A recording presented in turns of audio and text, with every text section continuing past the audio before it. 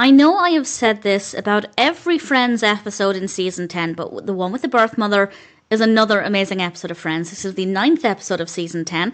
This is directed by David Schwimmer, and as always there will be spoilers from now as I go through the episode and share some thoughts. I'll talk about the story focusing on Joey first of all, and then Ross, and then Monica and Chandler. So Joey happens to see Phoebe with a friend. This is Sarah, played by Parisse. I apologise if I'm mispronouncing that surname. Initially, Phoebe refuses to set Joey up with her, but he tries to say that he has grown up a lot. And I have to say, yeah, I do agree. I do think Joey has matured quite a bit. And he ends up going on a date with Sarah. And afterwards, he tells Phoebe he's not going on a date with her again. And we find out why in a very dramatic way as we see the scene unfold. She leaned over, she stole some of his fries, and of course we know Joey doesn't share food. And Phoebe actually suggests getting an extra plate of fries for the table, which I actually think is a really good idea. And Joey gets the fries on their next date, and he tells her to help herself, but he also says, "What's mine is yours." Which I have two thoughts about. One, that was just an obviously terrible thing to say because that's not true. But two, he didn't buy them for himself, he bought them for the table. So they're not his to say what's mine is yours. He should have presented them from the beginning as a plate to share. I'm not criticising the episode for that, I'm criticising Joey's approach to the situation. And it goes really well, but she does try to then reach for his stuffed clams. And he explains that he's just got this thing with food, and she's reasonable enough about it. I think she's maybe not familiar with this kind of behaviour, but it's not uncommon for people to not like people interfering with their food. I think that is quite common. So it's not too of a bizarre situation. But then they get their desserts. And Joey gets his cheesecake, but it has raspberry coulis on the top. And he doesn't want this. This is not what he thought he was ordering. And he asks to try a bite of her dessert. And, well, she goes to the bathroom, she comes back, Joey has eaten it all, and all he can say is, "I'm not even sorry." Apparently that's how good the dessert was. So, yeah, I think the main lesson there is that I think it is okay for Joey to have these boundaries with his food. I think that's absolutely acceptable. But to then eat her dessert, it's not a good look. And I think it also helps to show that in some ways Joey maybe hasn't fully grown up. Then we come to Ross. Ross has a date coming up and he wants to look cool, so he goes shopping with Rachel and Phoebe. Phoebe suggests wearing this leather jacket. It looks really good. He tries it on. It actually looks really, really nice. And then he turns around and it says "boys will be boys" on the back. And yeah, it's no longer the jacket for Ross. But I did think it looked really good. And he's not feeling too confident, so he decides to ultimately put his trust in Rachel.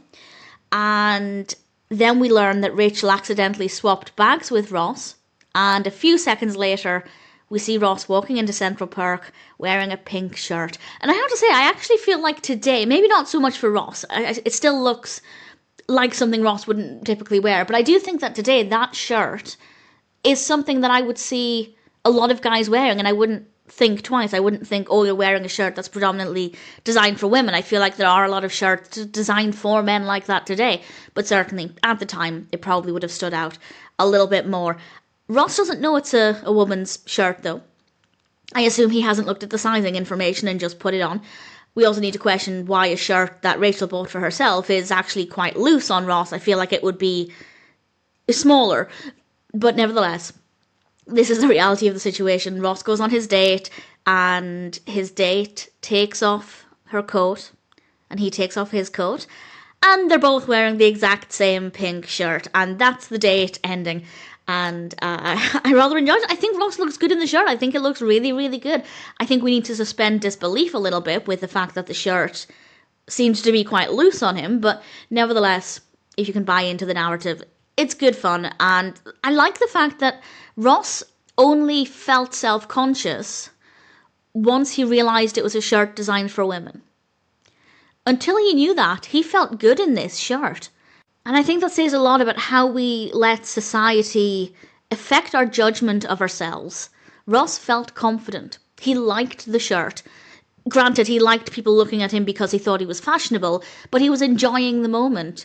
And it was only when he realised it was a woman's shirt and therefore figured society would be judging him, did he start to feel self-conscious.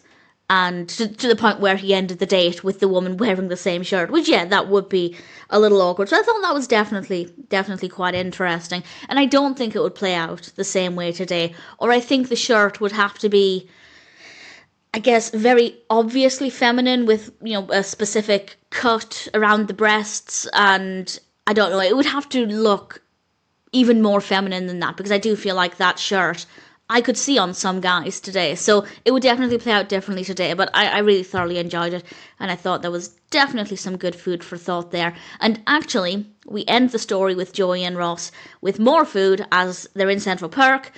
Ross reaches over to take a little bit of Joey's muffin, and he yells at him, "Joey doesn't share food," which of course is one of the most iconic Friends lines. Then we come to Monica and Chandler, and this gives us, honestly, the most beautiful speech Chandler has ever given. Maybe some of the moving, heartfelt things he said to Monica come close, but I honestly think his speech is so well written, so beautifully delivered. It's just probably one of the most powerful moments in the entire show. It is a bit annoying because we have yet another episode that starts off with Monica and Chandler coming into Central Park to tell the guys something important. And I don't know why this is happening, but every single episode seems to be starting this way. And I've never noticed such repetition in earlier seasons. And I don't know if this was a conscious decision or if, obviously with each episode written by somebody different, I don't know if it's just a huge coincidence, but then if they noticed it, they would have had time to fix it. So I don't know, it's a little bit strange and a little bit annoying, but obviously not a huge issue. And we actually learn that they're going to meet the woman carrying their potential baby. And they're trying to not get their hopes up, but then Monica does get her hopes up, and then Chandler does as well. And they meet her. They meet Erica, played by Anna Faris, and she's talking with them, and she really loved their file. She really wants to know more about them, especially since he's a doctor and she's a reverend. And it becomes very clear, at least I think it does, to us as viewers, that there was a mix-up with the file. And Monica and Chandler don't say anything. Monica goes along with the lie. Chandler, not so much. He never tells the truth, but he never, as far as I can recall, he never plays along with the lie. For example, Erica asks him if being a doctor takes up a lot of time, and Chandler responds, "Not for me, it doesn't." So he's not agreeing to the lie. He's just not telling the truth, which, yes, I know in itself is technically lying because he's withholding that information, but it's certainly interesting. And then she chooses them. Well, she chooses the doctor and the reverend, and Chandler says to Monica, "This woman is giving away her child. She deserves to know who it's going to." And he had a very good point.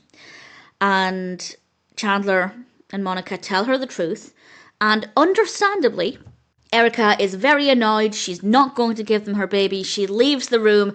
I think it's a very valid response, but Chandler goes out after her and talks with Erica, and it is one of the most beautiful speeches I've ever heard. Every word that Perry spoke was moving and heartfelt and honest, and he says the most amazing things about Monica. It is so beautiful and so emotional and just absolutely gorgeous, and Perry's delivery is just perfect. And, well, they're getting a baby. She ultimately decides to give the baby to Monica and Chandler. And it's a beautiful, beautiful moment. And, well, I know what happens down the line, but we'll talk more about that when we get there. As I've mentioned before, I think the pacing of this part of the story was really effective. We move forward just a little bit every now and then, and I think that we've reached a pretty good point this far into the season, and I'm looking forward to watching the rest of it unfold again. As I said at the beginning, as has been the case with pretty much the entirety of season 10, the one with the birth mother is a fantastic episode.